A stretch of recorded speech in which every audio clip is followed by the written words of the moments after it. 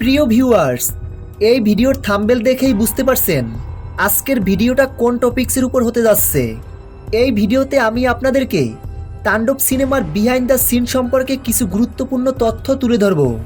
শাকিব খানের তাণ্ডব সিনেমায় কতটা নির্মম দৃশ্যে শুটিং করছে পরিচালক রায়হান রাফি এবং এই তাণ্ডব সিনেমায় শাকিব খান কতটা পরিশ্রম করছে সেটাই প্রকাশিত শুটিং ভিডিওতে ফুটে উঠেছে।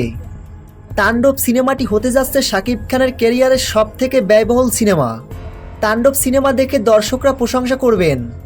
রাজশাহীতে তাণ্ডব সিনেমার রোমান্টিক দৃশ্যে শুটিং ফাঁস হওয়ায় এবার পরিচালক রায়হান রাফি বিশেষ সতর্কতা অবলম্বন করছেন।